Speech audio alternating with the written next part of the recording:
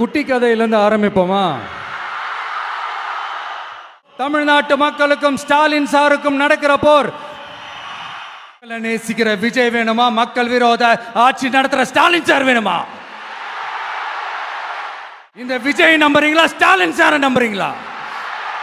Proof, this is the proof. ஏதாவது பேசினா வாண்டடா சில பேர் வந்து வண்டியில் ஏறி உட்காந்துக்கிறாங்க. ஆமா, வாண்டடா சில பேர் வண்டியில் ஏறி உட்காந்துக்கிட்டு குரல் கொடுக்குறாங்க. சீரியஸாக ஒரு போட்டி நடந்துக்கிட்டு இருக்கும் போது இங்கே காமெடிக்கெல்லாம் இடம் இல்லை பாஸ். அரசியலுக்கு வர்றதுக்கு முன்னாடி உங்ககிட்ட இருந்த சொத்து எவ்வளோ? அரசியலுக்கு வந்ததுக்கு அப்புறம் இன்னைக்கு உங்ககிட்ட இருக்கிற சொத்து எவ்வளோ? அதை ஓப்பனா டிக்ளேர் பண்ண முடியுமா? உலக தமிழ் சொந்தங்களே, இந்த காணொலியில் தமிழக வெற்றிக் கழகத்தின் தலைவரும் நடிகருமான விஜய் அவர்கள் வேலூரில் தமிழக வெற்றிக் கழக நிர்வாகிகளுடன் சந்திப்பில் பேசியதின் வீடியோ தொகுப்பு தாங்க. தேங்க்யூ.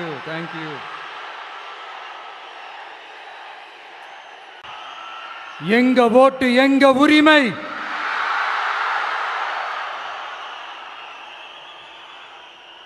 எங்களை யாரும் விலைக்கு வாங்க முடியாது.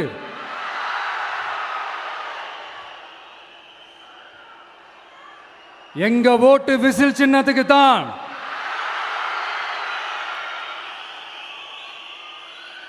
யாரையும் நம்பி ஏமாற மாட்டோம்.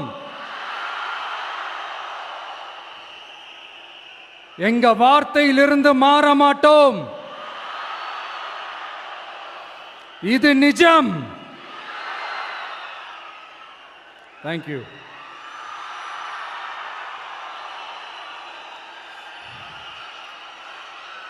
ஒரு குட்டி கதையிலிருந்து ஆரம்பிப்போமா?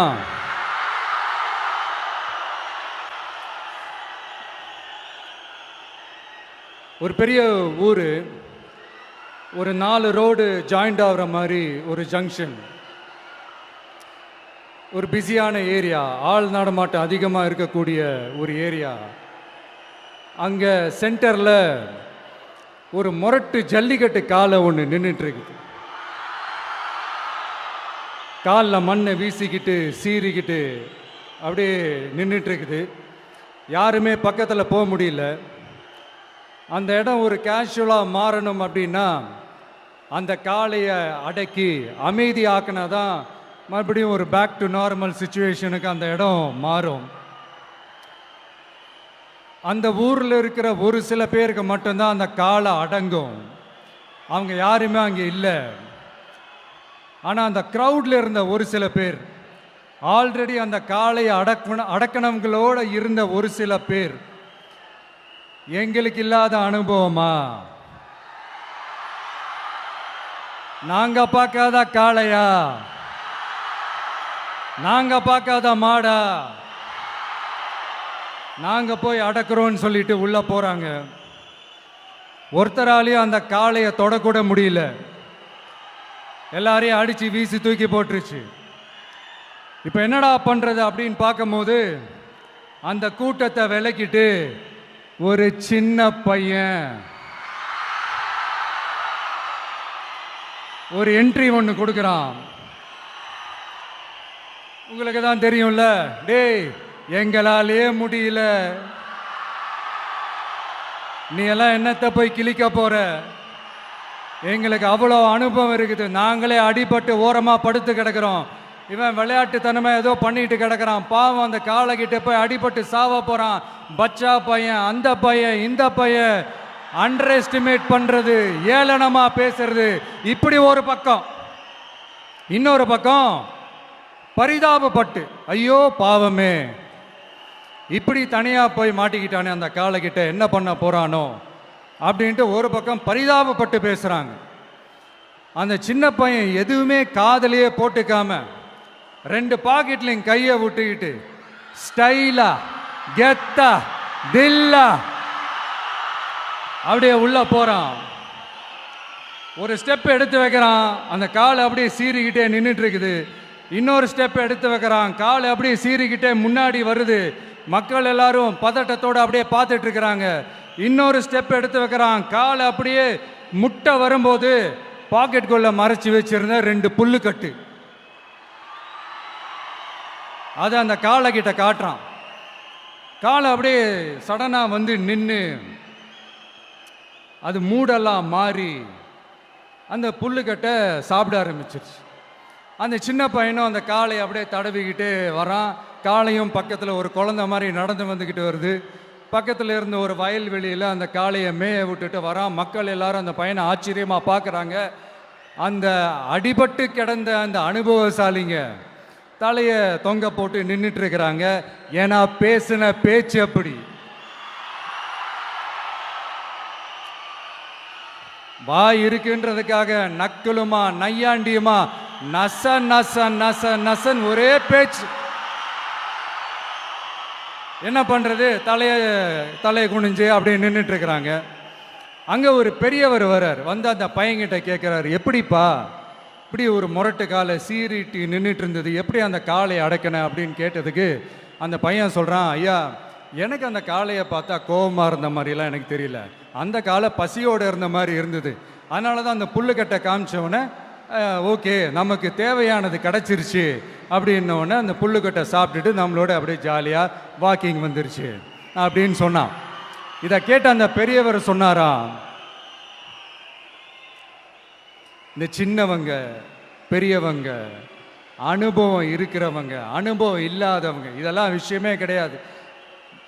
யாரா இருந்தாலும் அந்த சூழலுக்கு ஏற்ற மாதிரி அந்த சிச்சுவேஷனுக்கு தகுந்த மாதிரி என்ன பண்ணி அந்த ப்ராப்ளமை சால்வ் பண்ணுறான், ஏது பண்ணி அந்த ப்ராப்ளமை சால்வ் பண்ணுறான், அதுதான் விஷயமே, அதுதான் மேட்ரு. ஸோ நீ சூப்பர்ப்பா, என்ன ப்ராப்ளம் வந்தாலும் நீ சால்வ் பண்ணிடுவ அப்படின்னு முதுகில் தட்டி கொடுத்துட்டு அந்த பெரியவர் போகிறார். இப்போ அந்த கதையில் அந்த முரட்டு ஜல்லிக்கட்டு காலை தான் நம்ம தமிழ்நாட்டு அரசியல் களம். அந்த பெரியவர் தான் நம்ம தமிழக மக்கள். அந்த பாக்கெட்டுக்குள்ள ஸ்டைலா தில்லா கெத்தா ஒருத்தன் உள்ள வந்தான் பாருங்க, அவன்தான்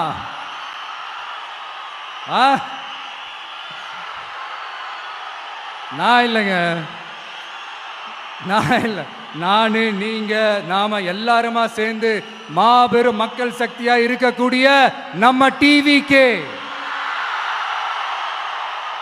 அதுதான் அந்த சின்ன பையன்.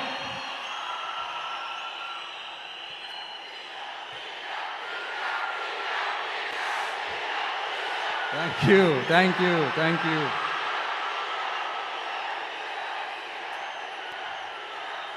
மக்களை நேசிக்கிற ஒரு நல்ல தலைமை இல்லாததுனால இத்தனை வருஷமா வேற வழி இல்லாம ஸ்டாலின் சார் கொடுத்த அந்த பொய்யான வாக்குறுதிகள் எல்லாத்தையும் நம்பி ஏமாந்த நம்ம மக்களுக்கு சரியான நேரத்தில் ஒரு வெகுஜன மக்கள் இயக்கமா வந்தது தான் நம்ம டிவிக்கு. அந்த முரட்டு ஜல்லிக்கட்டு கால கதை ஏன் சொன்னோம், எதுக்கு சொன்னோம், யார் யாருக்கெல்லாம் சொன்னோங்கிறது புரிய வேண்டியவங்களுக்கு புரியும்னு நினைக்கிறேன்.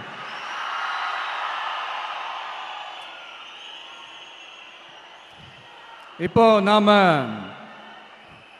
ஒவ்வொரு வீட்டில் உயிரா உணர்வா இருக்கிறோம். ஆனால் நான் உங்கள் எல்லாரையும் நேரில் சந்திக்கணும், நீங்கள் இருக்கிற ஊருக்கே உங்களை சந்திக்கணும் அப்படின்றது தான் எனக்கு மனசில் இருக்கிற ஒரு பெரிய ஆசை. ஆனால் அந்த சிச்சுவேஷன் ஒரு எதிர்கட்சியாக இருந்து கேள்வி கேட்டுக்கிட்டு இருக்கிற இந்த நேரத்தில் நமக்கு எதிராக என்ன சூழ்ச்சிகள்லாம் நடக்குதுன்றது உங்கள் எல்லாருக்குமே நல்லா தெரியும். அதனால் இப்போ உங்களுக்கு ஒரு வாக்குறுதியை கொடுக்குறேன், நம்மளுடைய ஆட்சி அமைஞ்சதும் ஒவ்வொரு கிராமத்துக்கும் நான் நேரடியா வந்து என்னுடைய சொந்தங்களாகிய உங்க எல்லாரையும் நான் சந்திக்கிறேன்.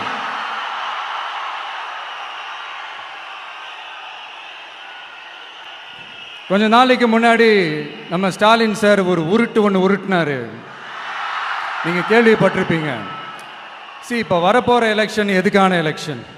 நம்ம சட்டமன்ற தமிழ்நாடு சட்டசபைக்கான ஒரு தேர்தல் இல்லையா? இதே தமிழ்நாட்டுக்கும் டெல்லிக்குமான ஒரு எலெக்ஷன் அப்படின்னு சொல்கிறாங்க. இன்னும் கொஞ்சம் மேலே போய் தமிழ்நாட்டுக்கும் என்டிஏவுக்குமான ஒரு எலெக்ஷன் அப்படின்னு சொல்கிறாங்க. என்ன சார், டெல்லியில் ஏதாவது நிற்க போகிறீங்களா? அப்புறம் ஏன் தமிழ்நாட்டுக்கும் டெல்லிக்குமான ஒரு எலெக்ஷன் சொல்கிறீங்க? அப்புறம் இது ஏதாவது பார்லிமெண்ட் எலெக்ஷனா, பிரதமர் பதவிக்கு ஏதாவது போட்டி போடுறீங்களா? அப்புறம் ஏன் அதை தமிழ்நாட்டுக்கும் என்டிஏவுக்குமான ஒரு எலெக்ஷன் சொல்றீங்க? எங்களுக்கு புரியலையே சார், இது என்ன லாஜிக்னு எங்களுக்கு புரியலையே. எந்த எலெக்ஷனை எப்படி டீல் பண்ணணும், எப்படி ஹேண்டில் பண்ணணுன்றது நம்ம தமிழ்நாட்டு மக்களுக்கு தெளிவாக தெரியும். நம்ம தமிழ்நாட்டு மக்கள் மாதிரி ஒரு தெளிவான மக்களை நீங்க பார்க்கவே முடியாது. சூப்பர் கிளாரிட்டியோட சூப்பர் மக்கள் சார் நம்ம மக்கள். இந்த போருக்கு போறதுக்கு முன்னாடி தான் இந்த படை பரிவாரங்களோட போவாங்கன்னு கேள்விப்பட்டிருக்கிறேன். ஆனா நீங்க என்னடானா இந்த ஒன்றுத்துக்கும் உதவாத இந்த பால் டப்பாவை உருட்டிக்கிட்டு இருக்கீங்களே சார். உண்மையிலே இந்த எலெக்ஷன் எதுக்கான எலெக்ஷன் சொல்லட்டுமா?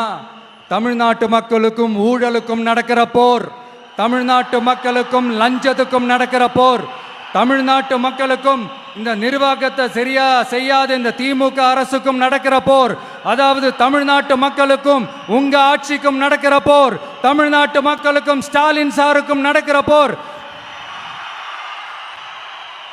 இன்னும் சுருக்கமா சொல்லணும்னா விஜய்க்கும் ஸ்டாலின் சாருக்கும் நடக்கிற போர்.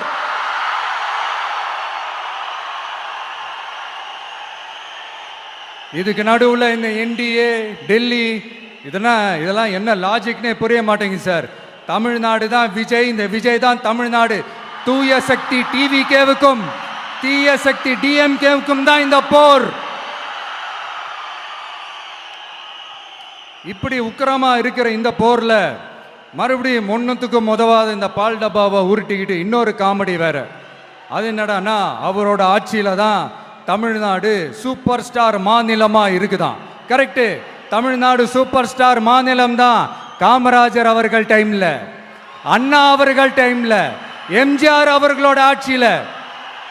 இன்னைக்கு ஒன்றுத்துக்கும் உதவாத இந்த உல்டா மாடல் ஆட்சியில தமிழ்நாடு சூப்பர் ஸ்டார் மாநிலமாலாம் ஒண்ணு இல்ல, சூப்பர் ஸ்டாண்ட் அப் காமெடிக்காரர் நடத்துற மாநிலமா மாறிடுச்சு. மக்களே, உங்களுக்காக மட்டுமே தான் வர தடைகள், சதிகள், சூழ்ச்சிகள் எல்லாத்தையும் தாண்டி இந்த 2026 இந்த தேர்தலில் டிவிக்கு தில்லா நிற்கும்.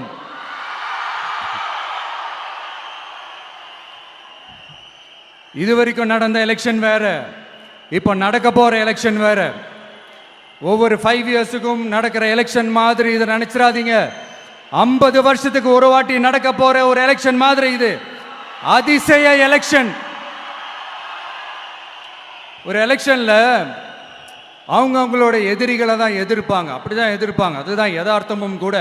ஆனா இந்த எலெக்ஷன்ல தான் ஒட்டுமொத்தமா எல்லாருமா சேர்ந்து ஒருத்தனை எதிர்க்கிறாங்க. ஒட்டுமொத்தமா எல்லாருமா சேர்ந்து இந்த விஜயை எதிர்க்கிறாங்க. ஏன்னா இந்த விஜய் ஊழலை எதிர்க்கிறான், லஞ்சத்தை எதிர்க்கிறான், மக்களோட மக்களா நிக்கிறான். அந்த மக்கள் அவன் கூட நிக்கிறாங்க. அந்த காண்டு எப்படி? அந்த காண்டு தான் ஒட்டுமொத்தமா எல்லாருமா சேர்ந்து ஒருத்தனை எதிர்க்க காரணம். நீங்க எப்படி வேணா எதிர்த்துக்காங்க, ஆனா போட்டி 2 பேருக்கு நடுவுல தான். ஒண்ணு இன்னொன்னு.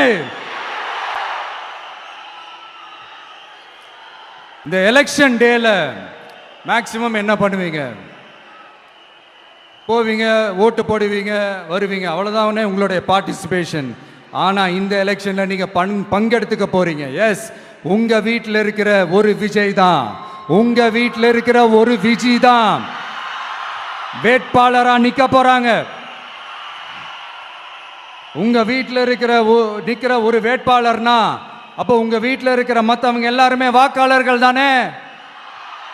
உங்க அம்மா, உங்க அப்பா, உங்க அண்ணன், உங்க தம்பி, உங்க சொந்தம் டிவிக்கே வேட்பாளர் அப்படின்னா அப்போ உங்க ஓட்டு விசில் சின்னத்துக்கு தான் எல்லாருக்குமே தெரியும்.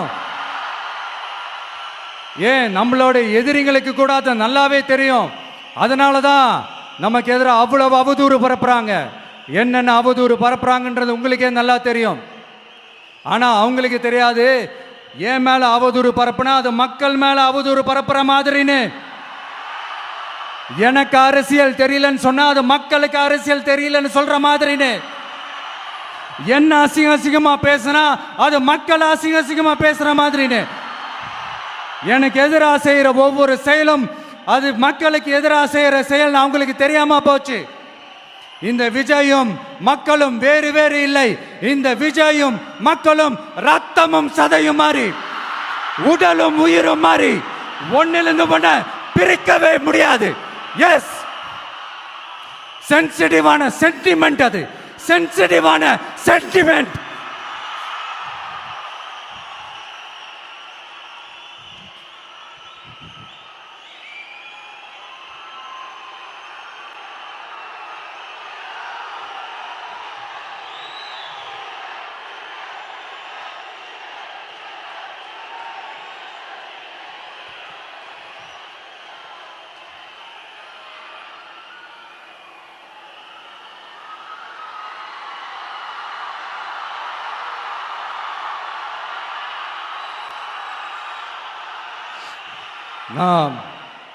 சாரி, இதை யாரும் அசைக்க முடியாது. மக்களை நேசிக்கிற விஜய் வேணுமா? மக்கள் விரோத ஆட்சி நடத்துற ஸ்டாலின் சார் வேணுமா? இந்த விஜய் நம்புறீங்களா? ஸ்டாலின் சார் நம்புறீங்களா? Proof, this is the proof.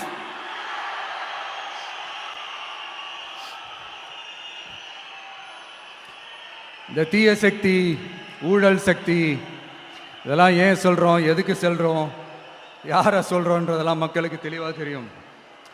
அதே மாதிரி டிவிகேவுக்கு போட்டி டிஎம்கே தான்றதும் மக்களுக்கு தெளிவாக தெரியும். அப்படி இருக்கும்போது நாம் ஏதாவது பேசினா வாண்டடாக சில பேர் வந்து வண்டியில் ஏறி உட்காந்துக்கிறாங்க. ஆமாம், வாண்டடா சில பேர் வண்டியில் ஏறி உட்காந்துக்கிட்டு குரல் கொடுக்குறாங்க. சீரியஸாக ஒரு போட்டி நடந்துக்கிட்டு இருக்கும் போது இங்கே காமெடிக்கெல்லாம் இடம் இல்லை பாஸ். இதெல்லாம் மக்களுக்கு தெளிவாக தெரியும். இந்த நேரத்தில் ஒரு சீரியஸ் கேள்வியை இன்னைக்கு இருக்கிற மிகப்பெரிய அரசியல்வாதிங்க கிட்ட கேட்கணும்னு நான் நினைக்கிறேன். நீங்கள் அரசியலுக்கு வர்றதுக்கு முன்னாடி உங்ககிட்ட இருந்த சொத்து எவ்வளோ? அரசியலுக்கு வந்ததுக்கு அப்புறம் இன்னைக்கு உங்ககிட்ட இருக்கிற சொத்து எவ்வளோ? அதை ஓப்பனா டிக்ளேர் பண்ண முடியுமா? அப்படி வந்த காசெல்லாம் என்னென்ன தொழில் செஞ்சு வந்துச்சு, என்ன வேலை செஞ்சு வந்துச்சு? உண்மையிலே நீங்க உழைச்சி சம்பாதிச்ச காசா, இல்ல ஆட்சி அதிகாரத்துக்கு வந்ததுக்கு அப்புறம் ஆட்டைய போட்ட காசா? இதெல்லாம் ஓப்பனா டிக்ளேர் பண்ண முடியுமா? இதெல்லாம் நம்ம கேட்டா எல்லா ஊழல்வாதிகளும் ஒன்னா சேர்ந்து நம்ம மேல சேத்தவாரி வீசுவாங்க. அதை பத்திலாம் நமக்கு கவலை இல்லை. ஏன்னா நாம யாருன்னு மக்களுக்கு நல்லாவே தெரியும். எனக்கு ஒரு புது ஃப்ரெண்டு, புது நண்பர் ஒருத்தர் கிடைச்சிருக்கார். யார் தெரியுமா? தெரியாதா? முதல்வர் அவர்கள் தான். இப்போ ஒரு நிருபர் ஒருத்தர் கேட்ட கேள்விக்கு எனக்கு எதிரிகள்லாம் யாரும் இல்லை, அவங்க எல்லாருமே எனக்கு நண்பர்கள் தான் அப்படின்னு சொன்னாங்களே. அப்படி நாங்கெல்லாம் உங்களுக்கு நண்பர்கள்னா அப்புறம் ஏன் சார் கரூர் விஷயத்துல ஏன் மேல பழி தூக்கி போட்டீங்க?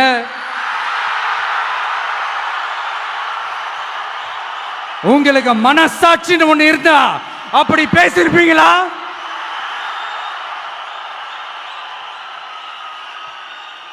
அப்படி நாங்களாம் உங்களுக்கு நண்பர்கள்னா ஒரு ஈவெண்ட், ஒரு ஃபங்க்ஷன் நடத்துறதுக்கு ஒரு இடமோ ஒரு பர்மிஷனோ ஏன் கொடுக்க மாட்டேன்றீங்க?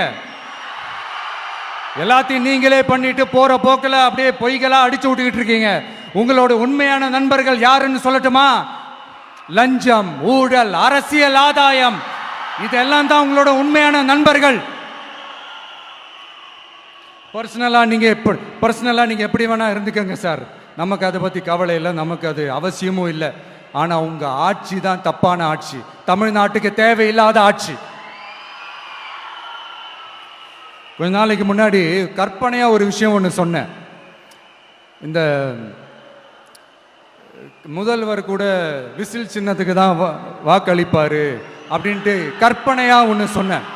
ஆனா இன்னைக்கு நிஜமாவே நமக்கு ஆதரவா ஒரு கோஷத்தை எழுப்பியிருக்கிறாங்க. அது என்ன தெரியுமா? எங்க வாக்கு சாவடி வெற்றி வாக்கு சாவடியா. அதுக்கு அர்த்தம் என்ன தெரியுமா? எங்க வாக்கு சாவடி விஜய் வாக்கு சாவடின்னு அர்த்தம்.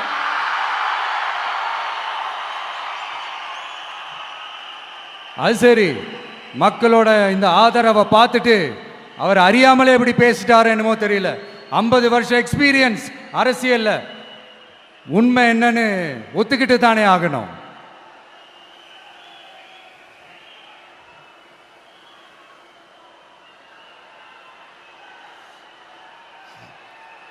ஜனநாயகம்ங்கிறது பெரும்பான்மை ஆட்சி அதிகாரம் சார்ந்தது மட்டும் இல்லை, சிறுபான்மை மக்களின் உரிமைகள் உணர்வுகளும் புனிதம்னு நினைச்சு அதையெல்லாம் காப்பதற்கு பெயர் தான் ஜனநாயகம்னு 1963 அறிஞர் அண்ணா பார்லிமெண்ட்ல பேசினதை நாம இங்க சொல்றது ரொம்ப பொருத்தமா இருக்கும்.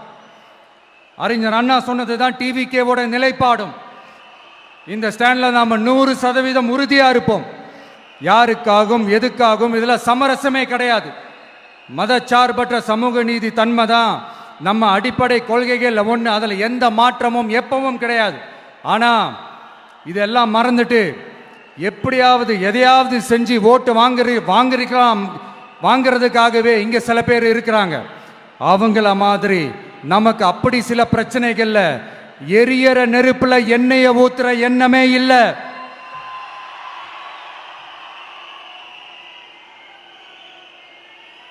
இங்க சில அரசியல் கட்சிகளும் சில அரசியல் தலைவர்களும் ஒரு சில நேரங்களில் அமைதியா இருந்தாலே போதும், ஒரு பிரச்சனையும் வராது. இப்போ கரண்ட்ல இருக்கிற சில பிரச்சனைக்கு வருவோம். இந்த கரண்ட் பிரச்சனைக்கு வருவோம். மாசம் மாசம் கரண்ட் பில்லு கட்டுற மாதிரி மாத்துவோம்னு சொன்னீங்களே, செஞ்சீங்களா?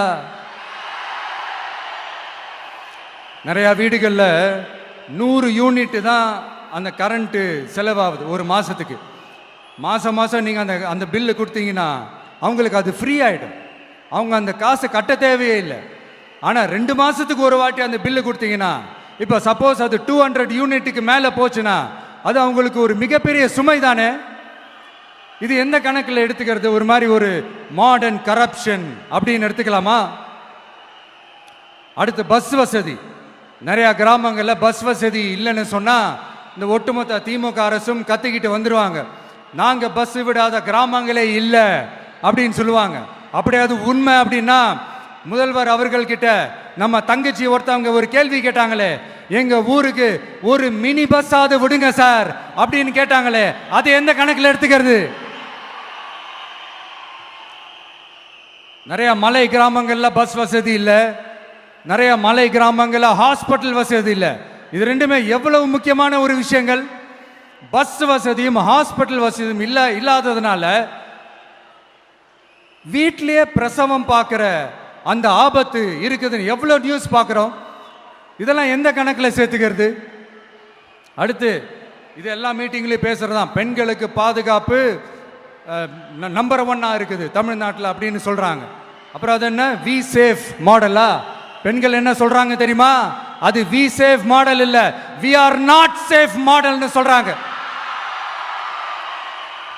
இப்படி இருக்கிறப்போ தமிழ்நாட்டில் எங்க போனாலும் பெண்களுக்கு பாதுகாப்பு அப்படியே கொட்டி கிடக்குதான். இப்படி சொன்னா எப்படி சார்? கேட்கறவங்க என்ன கேசரி சாப்பிட்றாங்க நினைச்சீங்களா?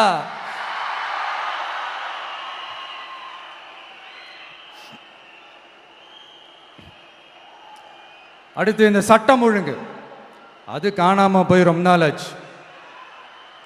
இவன் வேற, இந்த விஜய் வேற, எங்க போனாலும் இந்த மக்கள் கிட்ட இந்த சட்டம் ஒழுங்கை பத்தி பேசி ஞாபகப்படுத்திக்கிட்டே இருக்கான்னு முதல்வர் அவர்கள் அவங்க கூட இருக்கிறவங்க கிட்ட எல்லாம் சங்கடப்பட்டாராம்.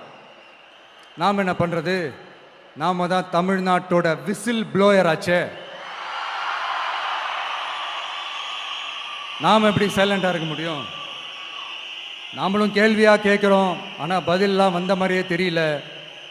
இருந்தால் தானே வர்றதுக்கு, வச்சுக்கிட்டா வஞ்சனை பண்ணுறாரு. 5 வருஷமாக பதிலே சொல்லாமல் அப்படியே கடந்து வந்துட்டாரு. ஆனால் இனிமேல் அப்படிலாம் இருக்க முடியாது, பதில் சொல்லி ஆகணும். மக்களே, இந்த தீய சக்தி, இந்த அட்ராசிட்டியை ஒரு எண்டு கார்டு போடணும் அப்படின்னா அவங்கள சுவிட்ச் ஆஃப் பண்ணுறது தான் ஒரே சொல்யூஷன். அதுக்கான ரிமோட்டு தான் வரப்போற எலெக்ஷன். அந்த ரிமோட்ல நீங்க அழுத்த வேண்டியது ஒரே ஒரு ஆப்ஷன், அதுதான் நம்ம விசில் சின்னத்தோட பட்டன். இத 4 விஷயத்தை நீங்க செஞ்சாலே போதும். ஒவ்வொரு இவிஎம் மிஷின்லயும் விசில் சின்னத்துக்கு நேரா இருக்கிற அந்த பட்டனை பச்சக்கு பச்சக்கு பச்சக்குன்னு ஒரு அழுத்துங்க. எப்படி? அவ்வளவுதான். நாம காஞ்சிபுரத்தில் பேசும்போது நம்மளுடைய விஷன் என்னன்னு சொன்னோம். இப்போ அதனுடைய கண்டினியூஷனா சில விஷயங்கள் இங்கே நான் சொல்லணும்னு ஆசைப்படுறேன். இப்பவும் சொல்றேன், உறுதியாக சொல்றேன், சத்தியமா சொல்றேன். பெண்கள், பெண் குழந்தைகள், ஆண் குழந்தைகள் பாதுகாப்பு நம்ம ஆட்சியில் நம்பர் 1 இருக்கும். சட்டம் ஒழுங்கு ரொம்ப ரொம்ப ஸ்ட்ரிக்டா இருக்கும். அரசு பள்ளிக்கூடங்களும் கல்லூரிகளும் முதல் தரமா இருக்கும். போட்டி தேர்வுகளுக்குன்னு லட்சங்களை கொட்டி தனி கோச்சிங் சென்டர் போய் படிக்க அவசியமே இருக்காது. ஏன்னா கவர்மெண்ட் ஸ்கூல், காலேஜ் சிலபஸே போட்டி தேர்வுகளை ஈஸியா சந்திக்கிற வகையில் அந்த ஸ்டாண்டர்டுக்கு ஏத்த மாதிரி அமைக்கப்படும். உயர்நிலை பள்ளி பாடத்திட்டங்களிலேயே அடிப்படை அரசியல் சாசன சட்டம் சேர்க்கப்படும். மாநில மற்றும் ஒன்றிய அரசு அலுவலகங்கள், வங்கிகளின் செயல்பாடுகள் மற்றும் அவற்றை அணுகும் முறை குறித்து மாணவர்களுக்கு தெளிவான புரிதலை ஏற்படுத்தும் வகையில் தேர்வுகள் அற்ற செயல்முறை பாடமாக கற்பிக்கப்படும். இந்தியா முழுக்க உள்ள ஒன்றிய அரசு சார்ந்த கல்வி நிலையங்கள் மற்றும் அதன் சேர்க்கை அட்மிஷன் குறித்து புரிதலும் தெளிவும் மாணவர்களுக்கு உருவாக்கப்படும். அனைத்து அரசு பள்ளிகளிலும் பெண் குழந்தைகளுக்கு சுத்தமான, சுகாதாரமான மற்றும் தரமான கதவுகள் பொருத்தப்பட்ட ரெஸ்ட் ரூம்கள் அமைப்பது உறுதி செய்யப்படும். போதைப் பொருட்கள் இல்லாத தமிழகம் உருவாக்கப்படும்.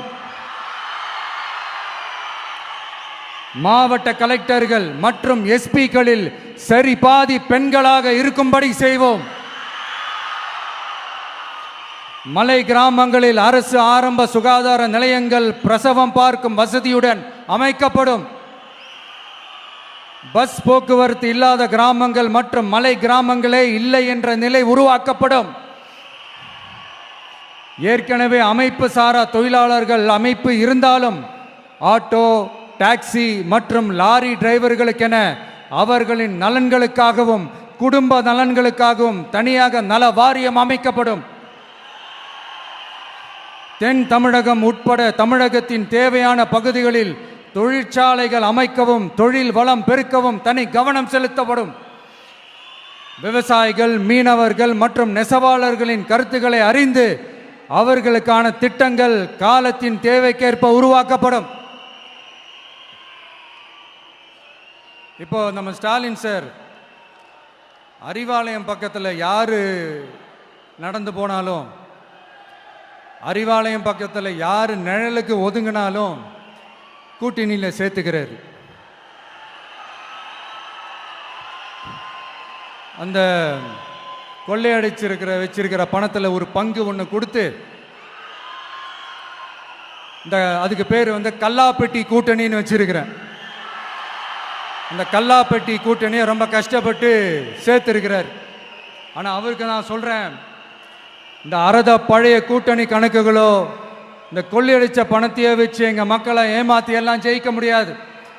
ஏன்னா இது மாபெரும் மக்கள் சக்தியான வித்தியாசமான விசில் புரட்சி எலெக்ஷன்.